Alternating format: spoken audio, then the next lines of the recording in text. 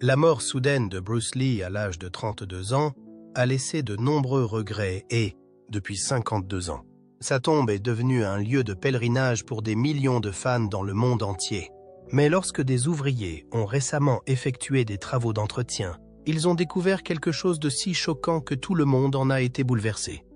Que s'est-il passé dans la tombe de la légende des arts martiaux? Quel mystère vient d'être révélé après plus d'un demi-siècle? Restez à l'écoute pour découvrir cette vérité choquante. Mais peut-être faudrait-il commencer ce voyage dans l'ordre. Carrière. Sa naissance a eu lieu dans le quartier chinois de San Francisco, où la troupe d'opéra chinois de son père était en tournée à l'époque. C'est ainsi que Bruce Lee a commencé à devenir une icône culturelle à l'échelle mondiale. Tout au long de sa vie, il a été à la hauteur de la signification de son nom, Lee Gun-fan, qui signifie « revenir à nouveau ». Pas. Il revenait toujours pour tester les limites du possible et redéfinir les possibilités. Il a passé ses années de formation à Hong Kong, notamment lors de son apprentissage du Wing Chun auprès de l'illustre instructeur Ip Man, qui a eu un impact significatif sur l'ensemble de sa personnalité. Au cours de ces années de formation, Bruce a appris ses premières leçons de survie et de détermination dans les rues de Hong Kong.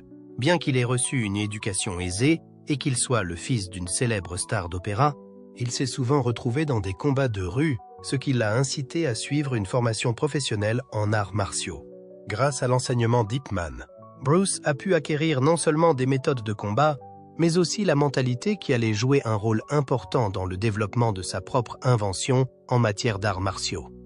Après son retour aux États-Unis à l'âge de 18 ans, Bruce Lee a révolutionné l'enseignement des arts martiaux en brisant les barrières habituelles. Bruce propose ses services à toute personne intéressée par l'apprentissage des arts martiaux, à une époque où les écoles d'arts martiaux n'acceptent normalement que les élèves d'origine chinoise. Sa première école, située dans le quartier chinois de Seattle, accueille des élèves très divers. Parmi ces élèves se trouvait Jesse Glover, qui fut son premier élève aux États-Unis, ainsi que Linda Emery, qui allait devenir son épouse. Lors d'un événement de karaté à Long Beach, il a réussi à attirer l'attention de cinéastes hollywoodiens, ce qui a marqué le début de son parcours d'instructeur d'arts martiaux à star de la télévision. Toutefois, c'est sa volonté de réaliser de véritables films d'arts martiaux qui capteraient l'imagination des gens du monde entier qui l'a fait connaître des téléspectateurs américains. Son interprétation de Kato dans Le Frélon Vert l'a propulsé sur le devant de la scène. Le fait que Bruce ait été victime de bigoterie et de méfiance à Hollywood ne l'a pas dissuadé de retourner à Hong Kong pour produire des films qui démontreraient son pouvoir de star. Des films tels que The Big Boss et Fist of Fury ont battu des records au box-office dans toute l'Asie. Sa théorie, selon laquelle il n'y a pas de chemin sans chemin et pas de restriction sans limitation, a touché une corde sensible chez les spectateurs du monde entier. Malgré cela, son décès prématuré à Hong Kong a laissé de nombreuses questions en suspens. Mort mystérieuse. Le décès de Bruce Lee. Le 20 juillet 1973. Bruce Lee s'est éteint de manière aussi inattendue qu'énigmatique, provoquant une onde de choc qui s'est répercutée dans le monde entier. À 32 ans, il avait déjà réussi à briser les barrières sculpturelles dans le domaine des arts martiaux et à révolutionner le monde du cinéma. Il est au sommet de sa carrière. Un grand nombre de ses disciples, de ses connaissances et des membres de sa famille ont été laissés dans l'incrédulité la plus totale et ont cherché des explications après sa mort prématurée. Au début de la journée, Bruce s'était évanoui au domicile de l'actrice Betty Ting-pei, avec laquelle il discutait d'un scénario. Bien qu'il ait été envoyé en urgence à l'hôpital, il a été déclaré mort dès son arrivée. La cause officielle du décès a été déterminée comme étant un œdème cérébral, défini comme une accumulation de liquide dans le cerveau. Cependant, des histoires et des théories de conspiration circulent encore sur la possibilité d'un acte criminel ou d'une réaction allergique à des médicaments. La mort de Bruce, survenue à un si jeune âge et peu de temps après que sa popularité se soit épanouie dans le monde entier, semble presque tragique. Il était devenu une personne qui était plus qu'un simple acteur. Le fait qu'il soit devenu une figure mondiale est un symbole de l'abolition des barrières raciales et culturelles. Son départ inattendu a laissé un vide dans le monde des arts martiaux et du spectacle, et le fait que son potentiel n'ait pas été pleinement exploité a contribué à l'angoisse qui a entouré sa disparition. Lors du décès de son mari, Linda Lee, son épouse, a été confronté à la tâche difficile de décider de l'endroit où Bruce serait enterré. Même si Hong Kong, la ville où Bruce avait connu le plus de succès dans sa vie, semblait être une destination appropriée, Linda a décidé de l'enterrer à Seattle, la ville où ils avaient créé leur vie ensemble. À l'époque, ce choix a suscité quelques critiques, mais il s'agissait aussi d'une décision très personnelle. Pour la famille Lee, Seattle revêtait une importance particulière. C'est à cet endroit que Bruce avait fondé son école d'arts martiaux et qu'il avait découvert sa véritable vocation d'enseignant et de philosophe. La tombe dans laquelle Bruce a été enterré est devenue non seulement le symbole de sa mort prématurée et terrible, mais aussi le symbole de l'influence profonde qu'il a eue sur le monde des arts martiaux et du cinéma. Des fans du monde entier ont continué à se rendre en pèlerinage sur le site, offrant des fleurs et des hommages personnels à celui qui leur avait appris à être comme l'eau et à vivre sans aucune restriction. Même après sa mort, Bruce Lee reste une figure dont l'impact ne connaît aucune limite, motivant des millions de personnes à viser l'excellence sans faire de concessions. Et c'est peut-être ainsi qu'il a influencé le monde. Influence. Son tombeau au cimetière de Lakeview rappelle son héritage, une marque immortelle laissée par un homme qui a dépassé les attentes, tant sur le plan physique que sur le plan émotionnel. Un révolutionnaire social, l'influence que Bruce Lee a exercée sur le progrès social au cours des années 1960 et au début des années 1970 est une composante moins connue de son héritage, même s'il est généralement reconnu pour son travail d'acteur et d'artiste martial. Lee a discrètement mais fermement remis en question le statu quo établi, tant par ses actes que par ses convictions, au cours d'une période dominée par les conflits raciaux et l'agitation sociale. L'exclusivité conventionnelle de l'entraînement aux arts martiaux de l'époque a été brisée par ces écoles d'arts martiaux, qui ont été parmi les premières à accueillir publiquement des étudiants de toutes les ethnies et de toutes les origines. Il s'agit là d'une rupture radicale avec la norme, le rejet par Lee des limites conventionnelles étroites et l'incorporation d'une variété de méthodes de combat ne se limitait pas aux seuls arts martiaux. Plus précisément, cela représentait son idée plus large de supprimer les frontières entre les différentes cultures. Il était un fervent défenseur d'une représentation plus fidèle des Asiatiques à Hollywood, et il luttait sans relâche contre les représentations stéréotypées des Asiatiques dans l'industrie du divertissement. Au début de sa carrière, il était célèbre pour avoir refusé des emplois qui propageaient des idées préconçues sur les Asiatiques, même si cela signifiait qu'il devait renoncer à un salaire important. C'était l'une des premières fois qu'un acteur asiatique incarnait un personnage polyvalent et compétent à la télévision américaine, et ses performances à la télévision, notamment dans The Green Hornet, ont été révolutionnaires. Même si Lee n'était censé jouer que l'acolyte de Kato, sa prestation a été si mémorable que la série a été rebaptisée The Kato Show dans plusieurs pays asiatiques. Par sa présence et ses performances dans le monde entier, il a remis en question les préjugés occidentaux sur les pratiquants d'arts martiaux et les hommes d'origine asiatique. À une époque où les tensions raciales étaient à leur comble, Lee a servi de mentor à des élèves d'origines diverses. Parmi ses élèves se trouvaient de nombreux artistes martiaux afro-américains de premier plan. Il a pu démontrer sa volonté de combler les fossés culturels grâce à sa relation avec Kareem Abdul-Jabbar, un basketteur légendaire à qui il a donné des cours et qui est apparu par la suite dans Game of Death. Lee considérait les arts martiaux comme un langage universel, susceptible de combler le fossé entre des individus d'origine et d'opinions diverses. Le monde au-delà de l'écran. Même si les films de Bruce Lee ont fait de lui une légende mondiale, son influence dans les domaines de la condition physique et de la philosophie s'est étendue bien au-delà du cinéma.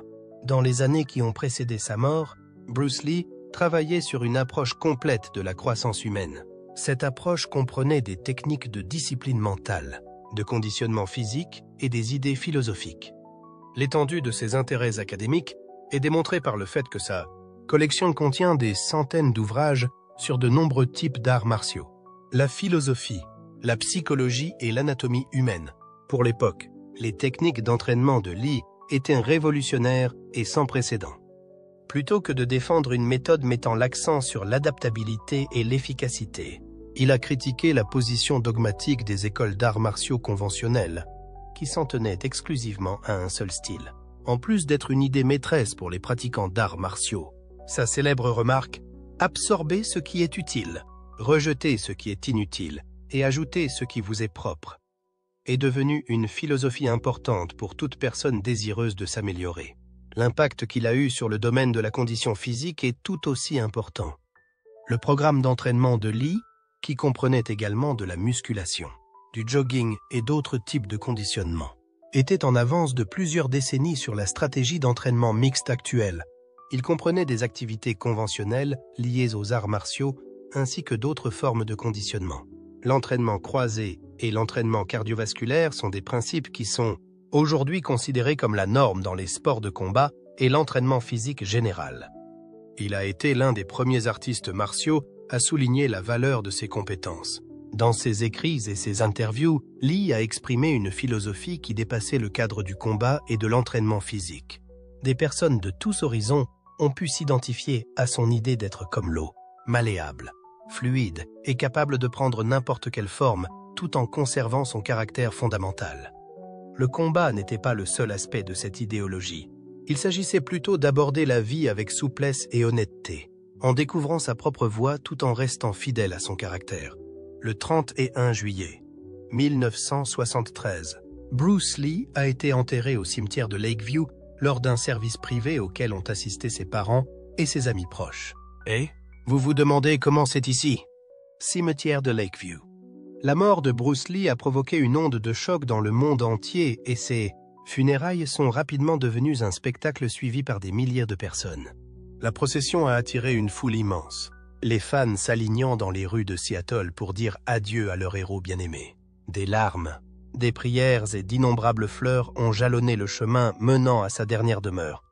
Lors de la cérémonie, 2 amis proches et élèves de Bruce, James Coburn et Steve McQueen, ont servi de porteurs de cercueil.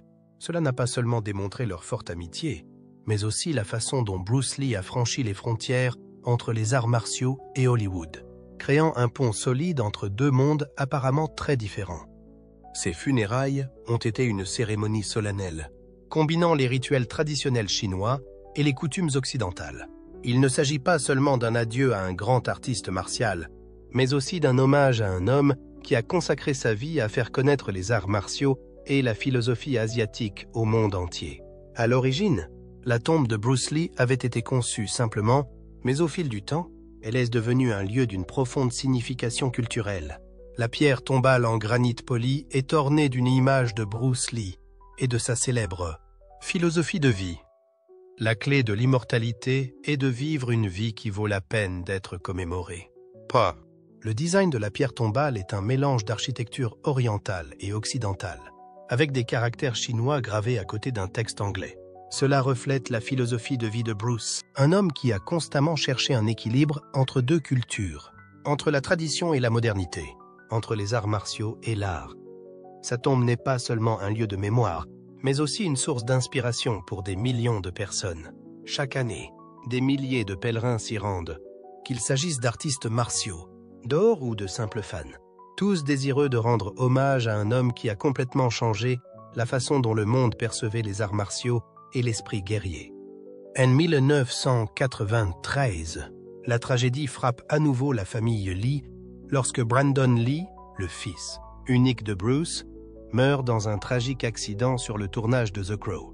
Lors du tournage d'une scène d'action, un pistolet accessoire défectueux a coûté la vie à Brandon, alors qu'il n'avait que 28 ans. Son décès a choqué Hollywood et ses fans.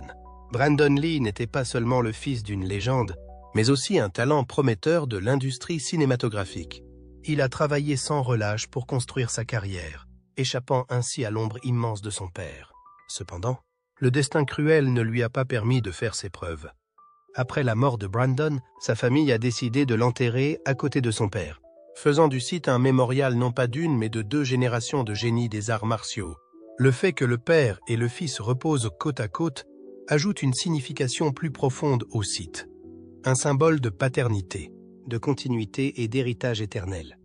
Aujourd'hui, les tombes de Bruce Lee et de Brandon Lee sont non seulement un lieu de repos, mais aussi un lieu de pèlerinage sacré pour ceux qui admirent ces 2 grands hommes. Chaque année, à l'occasion de l'anniversaire de leur mort, des fans du monde entier se rassemblent ici, apportant des fleurs, des lettres et des mots de gratitude. Malgré le temps qui passe, l'héritage de Bruce Lee reste inébranlable. Il n'était pas seulement un pratiquant d'arts martiaux, un acteur et un philosophe, mais aussi une icône culturelle, un homme qui a inspiré de nombreuses générations à venir. Sa tombe, tout comme celle de Brandon Lee, en témoigne, un héritage qui ne s'effacera jamais. Tragédie familiale. C'est pendant le tournage du film qu'il a été tragiquement blessé par un pistolet factice qui avait été chargé par erreur.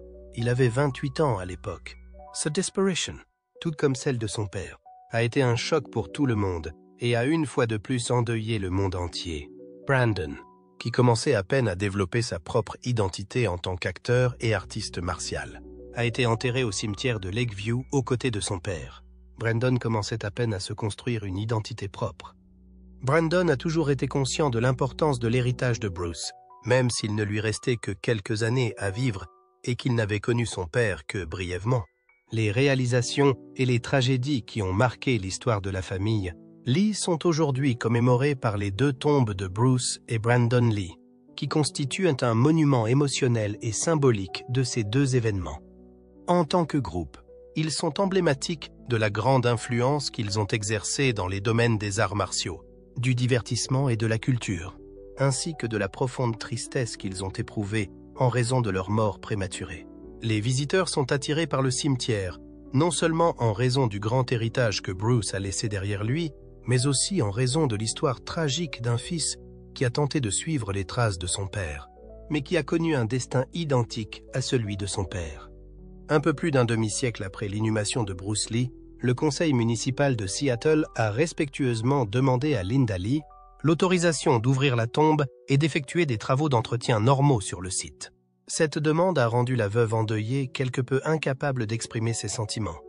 Elle allait devoir vivre l'une des expériences les plus angoissantes de sa vie pour protéger la ville qu'elle chérissait tant. Elle avait la possibilité de refuser. Mais elle savait que Bruce aurait voulu qu'elle soit courtoise et obéissante envers la ville qui leur avait tant apporté à tous les deux. Et elle s'est donc contentée d'obtempérer à l'approche de la date d'ouverture. Le cimetière de Lakeview a été transformé en un site de préservation méticuleusement géré.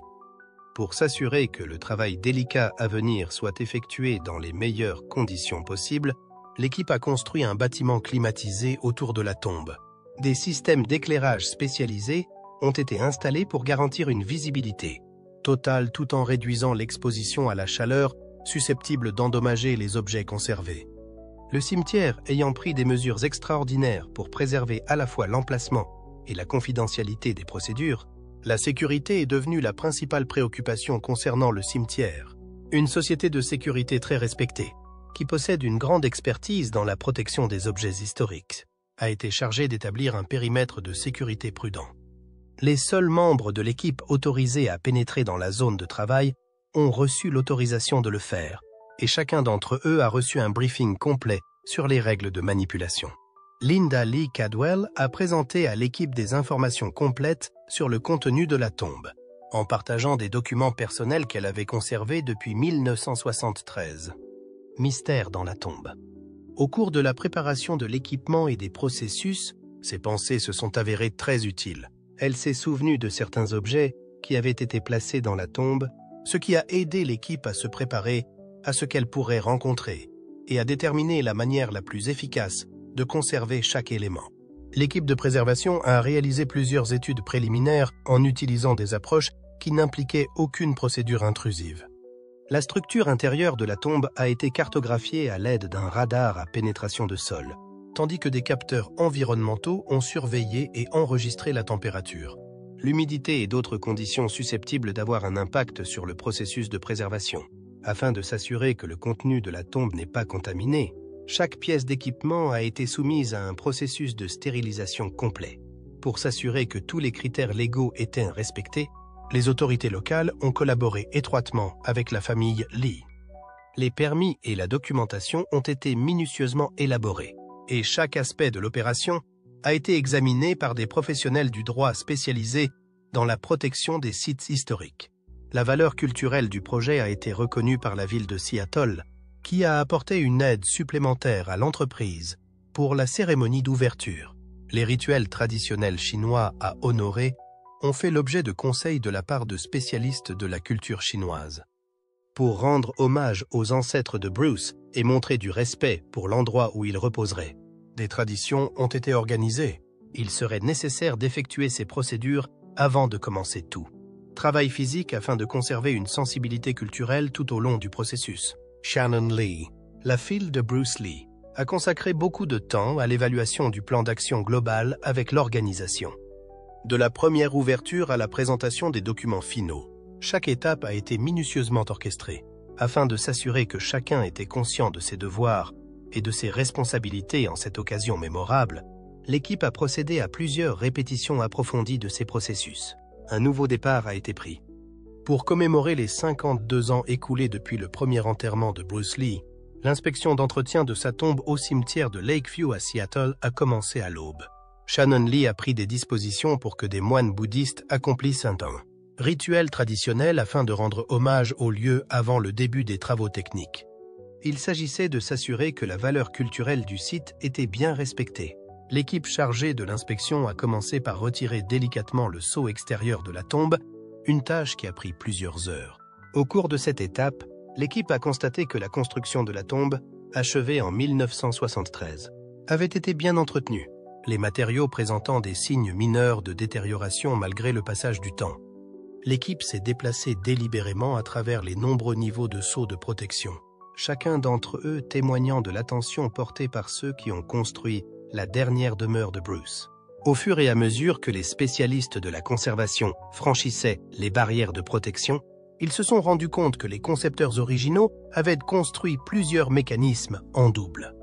Lorsqu'une couche présentait des symptômes de faiblesse, les autres couches compensaient, produisant ainsi un environnement qui a très bien préservé l'objet.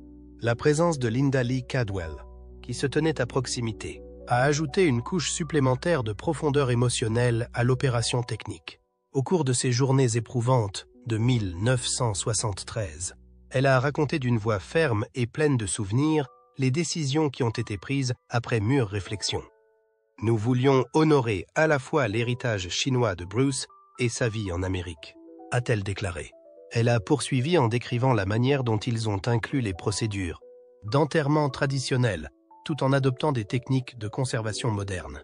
Elle a attiré l'attention sur des aspects individuels d'une importance exceptionnelle, tels que l'emplacement de certaines pièces et l'utilisation de certains matériaux, chaque sélection témoignant d'une profonde réflexion et d'une grande signification. Alors qu'ils approchaient de la fin de l'examen, le temps a semblé se ralentir. En outre, les mouvements de l'équipe sont devenus encore plus prudents, chaque étape étant examinée à de nombreuses reprises pour garantir que rien n'a été oublié. Les endroits où les différents matériaux sont reliés entre eux sont reconnus comme étant des points faibles potentiels dans tout programme de préservation. C'est pourquoi ils accordent une attention particulière à ces zones. Ils recueillaient les derniers relevés qui compléteraient leur évaluation exhaustive, et leurs instruments ronronnaient tranquillement dans un silence respectueux. Les objets personnels. Lorsque la tombe de Bruce Lee a été ouverte, elle a montré une scène qui avait été préservée de manière stupéfiante puisqu'elle n'avait pas été dérangée depuis ce jour tragique de 1973. L'une des premières choses qui a frappé l'équipe lorsqu'elle est entrée, prudemment dans la chambre, était l'état presque parfait de tout ce qu'elle contenait. En raison de l'encens allumé lors de son rituel funéraire, l'atmosphère était feutrée et empreinte de recueillement, et un léger arôme de bois de santal subsistait dans l'air, contrairement à la majorité des autres tombes de la même époque qui présentaient des symptômes de décomposition. La dernière demeure de Bruce est toujours exceptionnellement bien entretenue. Les matériaux et les techniques d'inhumation conventionnelles utilisées ont permis d'atteindre un niveau de réussite remarquable. Les éléments en bois ne présentaient qu'une légère trace de vieillissement, tandis que les textiles en soie avaient conservé une grande partie de leur éclat d'antan. Même les fragiles objets en papier et les photos placées à l'intérieur avaient été protégés des dommages souvent causés par le passage du temps. L'une des choses les plus étonnantes est que tout était disposé exactement comme lors des funérailles. Chaque hommage et chaque objet commémoratif sont restés dans leur position d'origine, transmettant l'histoire de ce jour aussi clairement que si c'était hier. Un sanctuaire semblant exister hors du temps avait été construit grâce à l'attention minutieuse que sa famille et ses amis avaient accordée aux rites funéraires habituels. L'une des découvertes les plus mémorables a été une collection d'objets personnels appartenant à Bruce, chacun d'entre eux ayant été méticuleusement conservé et racontant une histoire unique sur sa vie extraordinaire. Son célèbre nunchaku, qui a été utilisé dans un certain nombre de ses films bien connus, Don't Enter the Dragon, a été soumis à un traitement spécialisé et enfermé pour éviter qu'il ne s'abîme. L'équipe de conservation a constaté que les poignées en bois n'avaient pas perdu leur poli d'origine, qui avait été préservé du passage du temps par la préparation méticuleuse effectuée avant l'enterrement. Au cours du processus de documentation, Linda Lee Cadwell a expliqué la pertinence de chaque objet.